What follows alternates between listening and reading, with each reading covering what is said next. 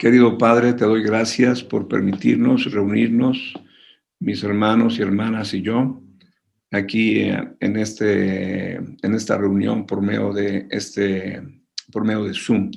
Muchas gracias por todos los estudios que ya se han acumulado y encomendamos el presente. Señor Jesucristo, tú estás presente en las reuniones de tus siervos, tus hijos, y aquí estamos ante ti.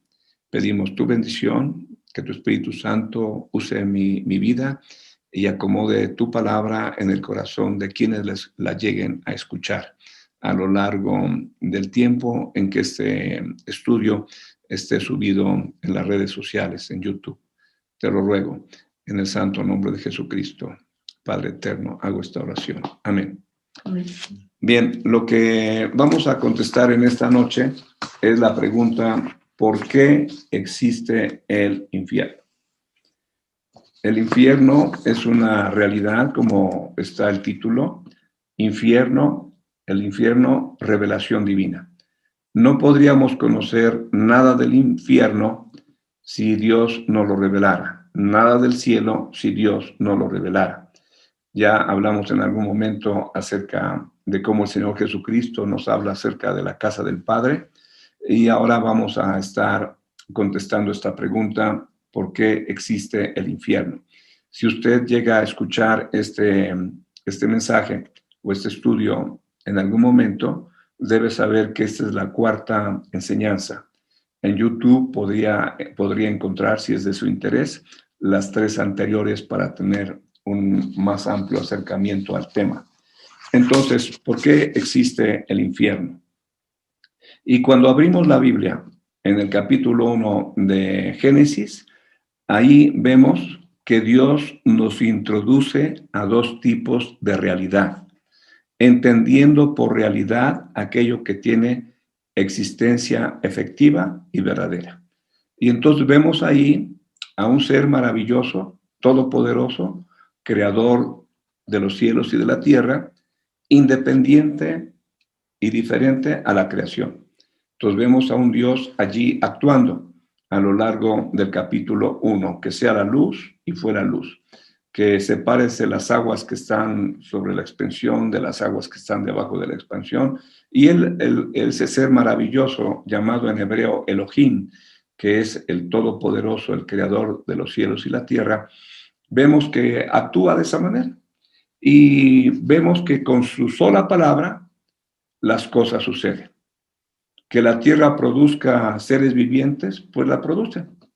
Y entonces vemos que ese maravilloso ser, independiente de su creación, diferente a ella, comienza a hablar y comienzan a ocurrir esas cosas. También en el mismo capítulo 1, vemos que ese maravilloso ser decide crear a un hombre, al ser humano, a su imagen y a su semejanza. De esa manera vemos que ese Dios creador, independiente, espiritual, invisible, creando el mundo, decide también crear al ser humano a su imagen y semejanza. Más adelante vemos en el capítulo 3 la aparición de un personaje perverso. Digo personaje porque no es Dios, no es Adán ni es Eva, sino que es la serpiente. Allí únicamente aparece la serpiente, un ser antagónico, un ser que contradice a Dios, un ser que orienta a la mujer a hacer las cosas que no debía de hacer. Y entonces vemos ahí en el capítulo 3 que el ser humano desobedece. Primero Eva, después Adán, y cuando ellos son confrontados con su Dios y sale a relucir lo que sucedió, entonces ese Dios maravilloso, poderoso, bondadoso, creando un planeta tan maravilloso como lo que Adán y Eva han de haber recibido, entonces ese ser humano es echado de su morada original. Ya no podía seguir conviviendo el ser humano con su creador. ¿Debido a quién? Debido a que el hombre desobedeció. ¿Debido a qué? A que la mujer escuchó a ese ser antagónico y perverso contradiciendo al creador. Y Eva decidió escuchar a la criatura y dejar de escuchar al creador, y entonces tenemos lo que encontramos en el resto de la Biblia. ya en el capítulo 4 de Génesis, vemos que Caín, una cuarta parte de la humanidad, se levanta contra la otra cuarta parte de la humanidad, que era Abel, y la mata. Ya vemos ahí que las cosas se salieron de control, se desfiguró todo el plan del Creador, y entonces continúa la revelación de la Biblia. Yo les dije que la Biblia es una acumulación de revelación, una revelación progresiva y acumulativa. Lo que Dios da en capítulo 1, agrega lo que está en el capítulo 2 de Génesis, de 3, y así se va acumulando la revelación, una revelación progresiva y acumulativa hasta llegar al clímax que encontramos en el capítulo 21 y 22 del libro de Apocalipsis.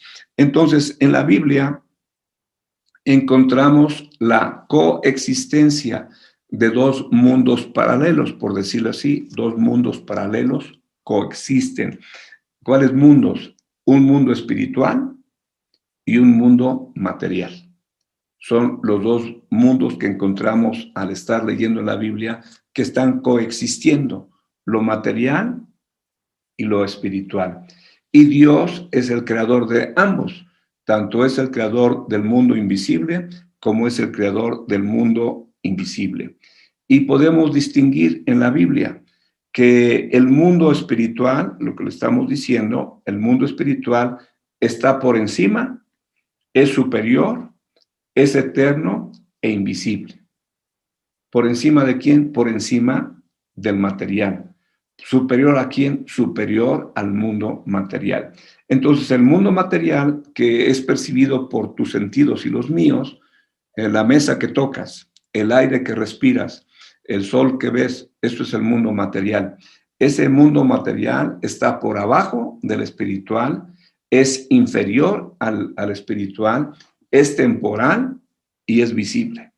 Y tenemos un ejemplo en en el segundo libro de Reyes, capítulo 6, dice lo siguiente, segundo libro de Reyes, capítulo 6, versículos 13 al 17. Si tienes un poquito de problemas para encontrar la Biblia, pues las citas, pues nada más anótalas, ¿no? Pero dice así lo siguiente.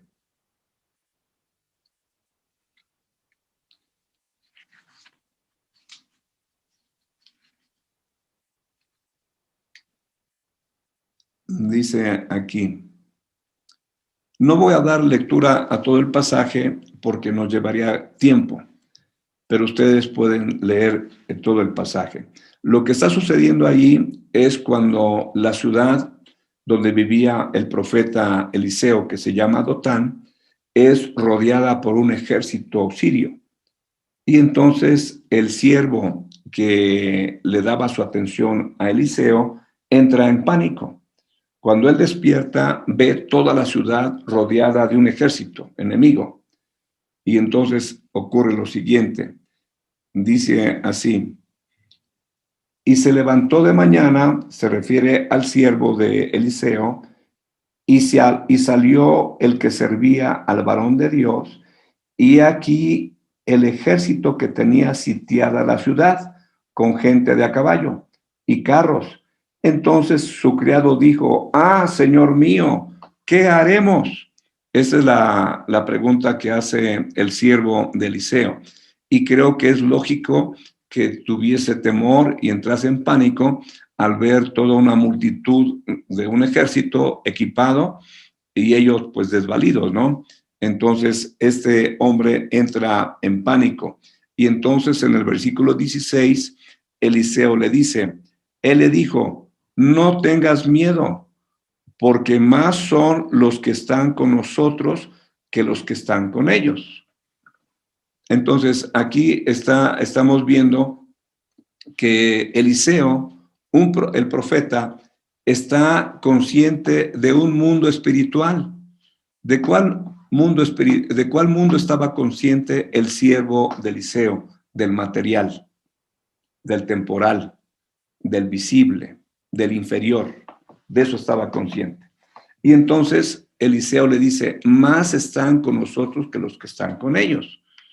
Y el siervo diría, pues yo no veo nada, pero mire lo que dice aquí en el versículo 17. Y oró Eliseo y dijo, te ruego, oh Jehová, que abras los ojos para que vea. Entonces Jehová abrió los ojos del criado y miró, y aquí que el monte estaba lleno de gente de a caballo y de carros de fuego alrededor de Eliseo. Aquí ya entonces entra la otra realidad. Les digo, hay una realidad material, que es la que vio el siervo de Eliseo, y hay otra realidad espiritual, que es la que ve Eliseo, y le pide a Dios, abre los ojos de mi siervo para que vea. Y entonces debido a esa oración, el siervo tuvo la oportunidad de estar en contacto con los dos mundos que estamos hablando, el espiritual y el material. Es para ilustrarles, pues, que en la Biblia está presente esa coexistencia de lo material con lo espiritual. Más adelante, en el libro de Mateo capítulo 17, Mateo capítulo 17,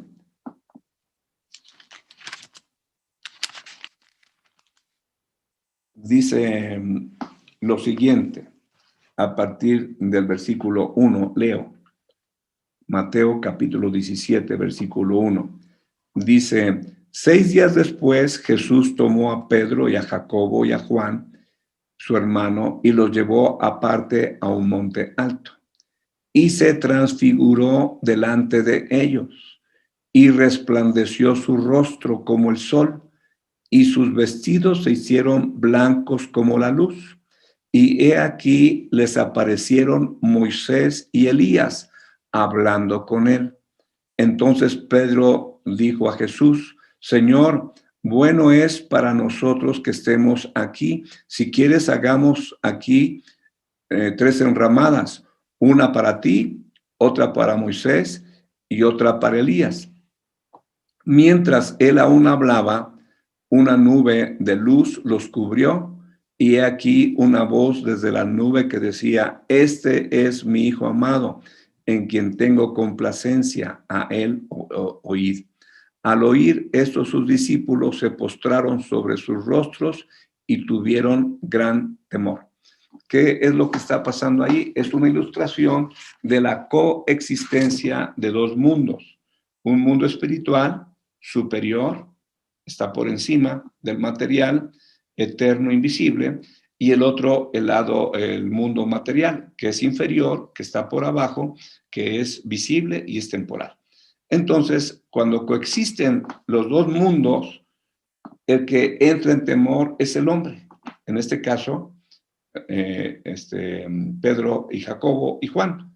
Ellos fueron los que temieron. No les hicieron nada, no los amenazaron, pero es una reacción natural del hombre al estar en contacto con algo diferente a lo material, entrar en temor. Con eso lo que cito estos pasajes para justificar la idea que les he estado presentando, que una vez que el desarrollo del contenido de la Biblia se nos va dando a conocer, encontramos esa duplicidad, la coexistencia del mundo espiritual con el mundo material, el mundo espiritual por encima, por encima.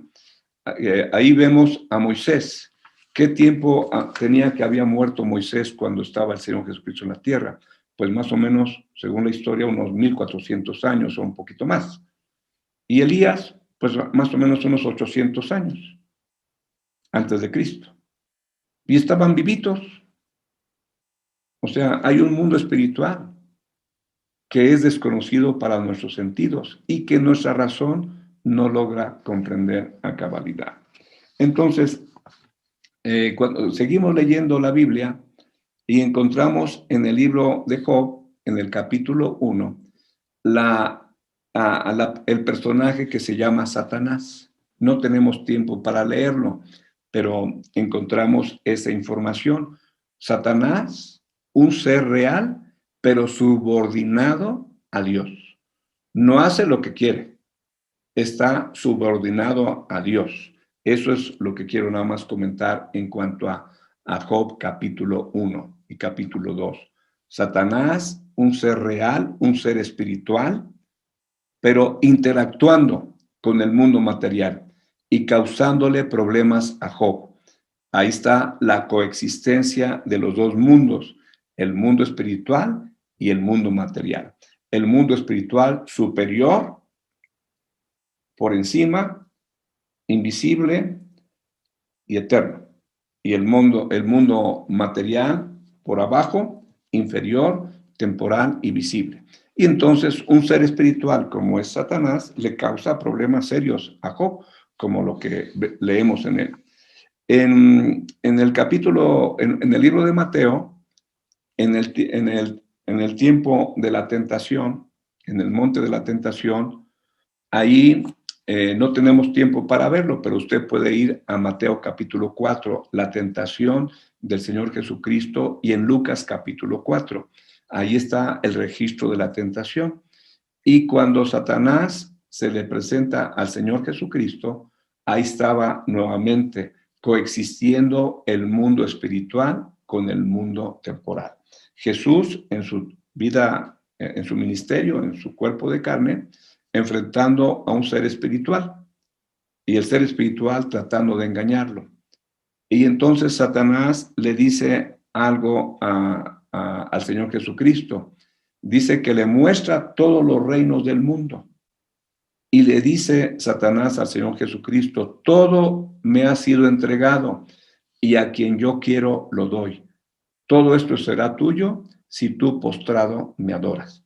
Entonces vemos ahí a Satanás como un personaje real, pero subordinado a Dios en Job. En Mateo capítulo 4, en Lucas capítulo 4, un ser real, pero aquí ya se nos presenta como un ser que gobierna, que tiene dominio sobre el planeta Tierra en cuanto a los gobiernos, las naciones del planeta Tierra. Y en el Evangelio según Juan se nos identifica en el capítulo 14, está donde se dice que el Señor Jesucristo dice, no, es en el capítulo 16 al final. Viene el príncipe de este mundo, el cual nada tiene en mí.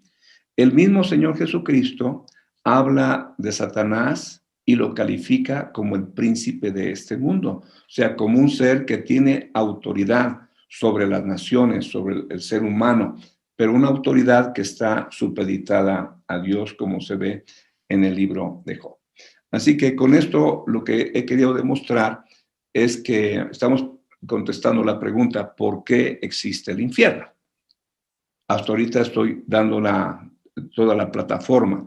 Ahora, quiero basarme en el Nuevo Testamento para demostrar que Satanás es un ser real y que es descrito como que está interactuando con varios lugares o interactuará con algunos lugares. Miren, por ejemplo, en Lucas 11:18,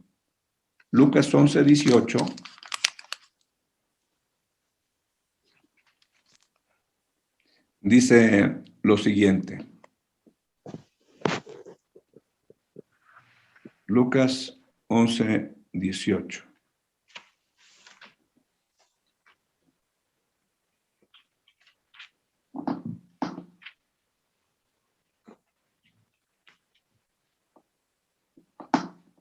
No, perdón, es capítulo 10:18.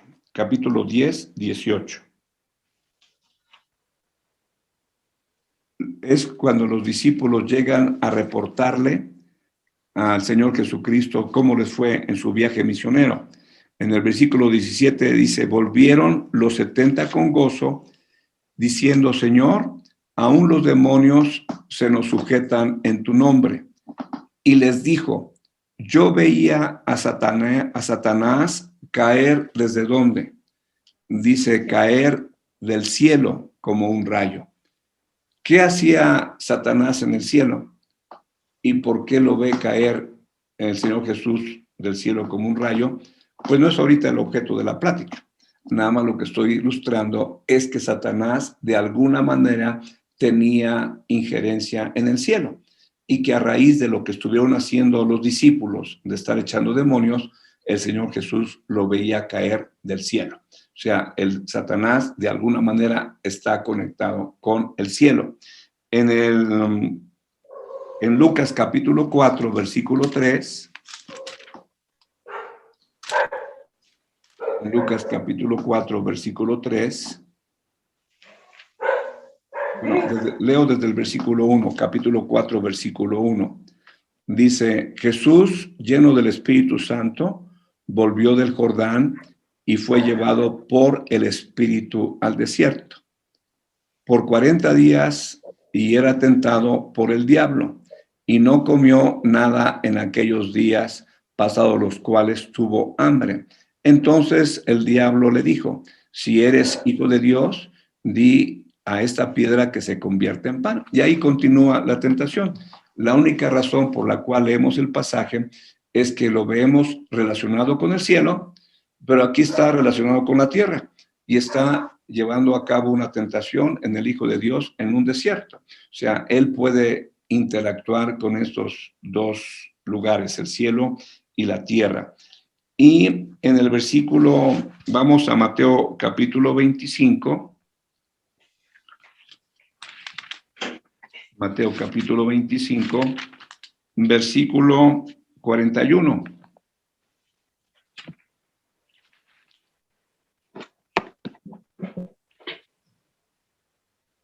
Dice así el Señor a la gente a quien Él está hablando. Dice, entonces dirá también a los de la izquierda, apartaos de mí, malditos, al fuego eterno, preparado. ¿Para quién está preparado ese fuego eterno? Para el diablo y sus ángeles. Entonces ya estoy ilustrando que Satanás tiene relación con el cielo, que tiene relación con la tierra y que en algún momento tendrá relación con ese fuego eterno del que habla el Señor Jesucristo, que sería el infierno, o se estaría refiriendo al lago de fuego. Cualesquiera de los dos se estaría refiriendo el Señor Jesucristo.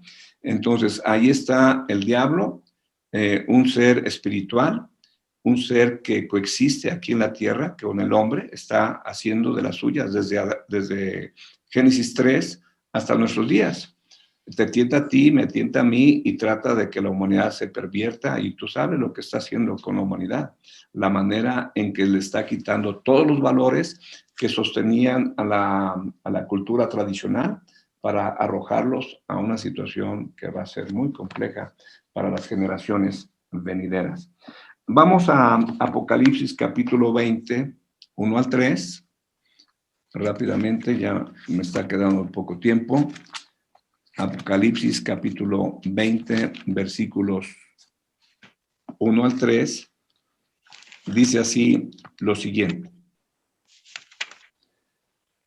Vi a un ángel que descendía del cielo con la llave del abismo y una gran cadena en la mano, y prendió al dragón, la serpiente antigua, que es el diablo y Satanás, y lo ató por 1000 años.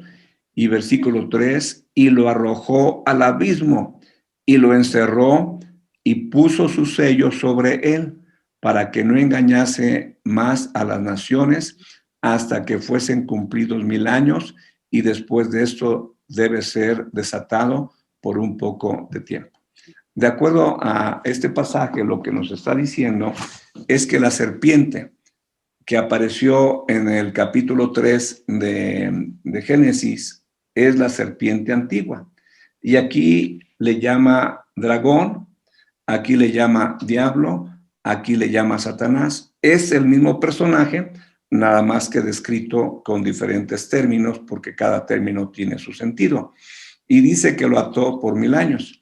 Entonces, ese poderoso ser, que es el diablo, pues encontramos que hay otro más fuerte que él, encontramos aquí en la Biblia que hay un ángel superior a este otro y que tiene el poder para atarlo y abre el abismo, tiene una gran cadena, lo ata, lo aprende y lo arroja. Entonces, eso significa que si Satanás anda aquí ahorita en el mundo moviéndose y haciendo lo que está haciendo, es porque Dios se lo permite. No porque no haya la capacidad para ponerle un hasta aquí, sí la hay, nada más que las cosas se llevan a cabo como Dios quiere y no como tú y yo quisiéramos y como a ti y a mí nos convendría. Y entonces aquí vemos que lo arroja al abismo, entonces ya es un cuarto lugar. Tiene relación con el cielo, tiene relación con la tierra, tendrá relación con el fuego eterno, el infierno, el lago de fuego, y tiene relación con el abismo. Y el abismo será una prisión para él, del cual no podrá salir durante, dice ahí el texto, 1000 años. Y luego en Apocalipsis 20:10 vemos ahí una noticia que espero que digas amén, gloria a Dios, aleluya. Amén, gloria a Dios, aleluya, de alegría, porque dice, y el diablo que los engañaba, versículo 10, fue lanzado en el lago de fuego y azufre, donde estaban la bestia y el falso profeta, y serán atormentados día y noche por los siglos de los siglos. ¿No dices amén, gloria a Dios, aleluya? Claro, ese personaje que tanto perjuicio ha causado a la humanidad, algún día, a la manera, al tiempo de Dios y en la forma justa, será atormentado. ¿Por qué? Por los siglos de los siglos. Y ese personaje tan perverso tendrá su fin, el que le corresponde de acuerdo a su terrible maldad. Ofendió al creador, se rebeló contra el creador, engañó a ángeles, causó una rebelión, según lo que leemos en la Biblia.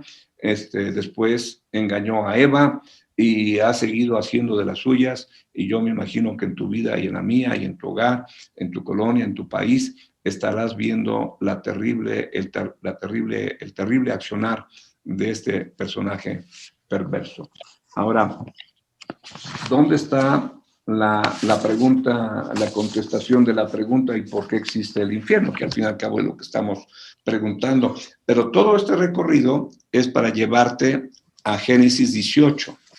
Génesis 18, 24, 25. Y quien está hablando aquí con Dios es nada más y nada menos que Abraham, el padre de la fe. Es quien él está hablando, la primera persona con la cual el Señor entra en una relación de promesa y de pacto. Ya había tenido relación con otras personas, seres humanos, pero no como te lo estoy diciendo. Hay una relación basada en promesas y en pactos. Y mira lo que dice en el capítulo 18, versículo 24 y 25. Dice, quizá haya 50 justos dentro de la ciudad. Destruirás también y no perdonarás el lugar por amor a los 50 justos que están dentro de él. Lejos de ti el hacer tan que hagas morir al justo con el impío y que sea el justo tratado como el impío. Nunca tal hagas. El juez de toda la tierra no ha de hacer lo que es justo. Entonces, en estos dos versículos hay una información muy grande que es Abraham. O sea, Abraham no tenía la Biblia como tú y yo la tenemos, pero Abraham, al estar hablando con Dios, califica a la humanidad como impíos y como gente justa. Él tenía criterios para poder hacer esa clasificación. Habla con Dios acerca de la destrucción. Ayer le apliqué lo mismo, está, pero ahorita como que... Apaguen, por favor, su micrófono, si son tan amables. Entonces, Abraham le está diciendo a Dios, le está hablando a Dios acerca del tema de la destrucción. Sabía que iba a destruir Sodoma y Gomorra. Sabía Abraham acerca del perdón. ¿Cómo averiguó eso con Dios? Yo no lo sé, pero está hablando del perdón y está hablando del amor. O sea, Abraham conoció que el Dios que había creído era un Dios de amor. Tú y yo lo conocemos porque la Biblia lo dice, pero él no tenía Biblia. De alguna manera lo entendió. Pero además, lo más importante, de acuerdo a la pregunta, es porque dice, el juez de toda la tierra no ha de hacer lo que es justo. No puede haber un juez donde no hay un gobierno. No puede haber un juez donde no hay autoridad, leyes y castigo. Entonces nos está diciendo aquí, le estamos entendiendo que Dios es un juez que tiene un reino, que tiene un gobierno, que tiene una autoridad, que hay leyes y que hay castigo. Entonces, si Dios tiene un reino, es un reino que rige el mundo espiritual y el mundo material, porque está por encima del material, porque es superior al material, porque es eterno e invisible, y no como el material. Entonces, nuestro Dios rige el mundo espiritual y rige el mundo material y tiene normas, leyes, autoridad y poder. Y entonces el diablo transgredió las leyes divinas, faltó a los deberes. Dios lo destituyó de su posición de autoridad, le quitó sus privilegios y le redujo su radio de acción. ¿En espera de qué? En espera del castigo eterno. Todo reino debe tener una constitución. Toda nación debe tener una constitución. Y debe de haber normas claras. Y de esta manera, digamos, en México tenemos una constitución y tenemos un sistema de justicia y tenemos también un sistema penal. ¿Tú dirías que el gobierno mexicano es malo porque tiene prisiones en donde llevar a recluir a las personas que transgreden las leyes que rigen la nación? No, no es malo. Simplemente es necesario por la condición del ser humano. Y aquel que hace lo malo tiene que pagar. Entonces, en este caso, ¿por qué existe el infierno? Bueno, porque Dios es un gobernante. Dios tiene un reino. Dios tiene sus normas. Y Dios tiene la forma de llevar a cabo los juicios de todos aquellos seres que violan las leyes de nuestro Dios. No nos gustaría que estuviese algo como eso, pero no podría haber un reino donde los seres espirituales o materiales como tú y yo hiciéramos lo que se nos pegara la gana, lastimáramos a quien fuera, se te apareciera enfrente y que nadie te dijera nada, ni el Creador mismo. Para que el Creador sea justo, debe de tener un sistema de justicia. Y si hay un infierno, es porque Dios creó seres morales y los ángeles son seres morales que transgredieron las normas, como en el caso de Satanás y los que le siguieron. Tú y yo somos seres morales. Y si tú y yo transgredimos las normas, tenemos que ser castigados a tu manera, a mi manera, o a la manera del vecino o de Dios. Pues Dios es el juez y Él es el que emite los juicios como Él quiere, de acuerdo a su perfecta justicia. Algo que tú y yo debemos de tener en claro es que Dios no quiere que vayas al infierno. Eso sí tenemos que tener claro. Y tan no quiere que envió a su Hijo Jesucristo para salvarte de la condenación eterna. Si tú y yo llegamos a ese lugar es porque tú y yo hicimos lo que quisimos, a nuestra manera y para nuestra conveniencia. Así que yo te animo que como producto de esta reflexión te alinees con Dios, busques a Dios, corrijas tu camino y salves tu alma. Porque de que hay un infierno, hay un infierno. Y de que hay un juicio, hay un juicio. El gran trono blanco. La Biblia nos habla acerca de eso. Así que deseo que este estudio en alguna forma te aliente. No es un tema grato, pero necesario, imprescindible, para que tú y yo salvemos nuestra alma. Y el único salvador es Jesucristo. El único mediador entre Dios y los hombres es Jesucristo.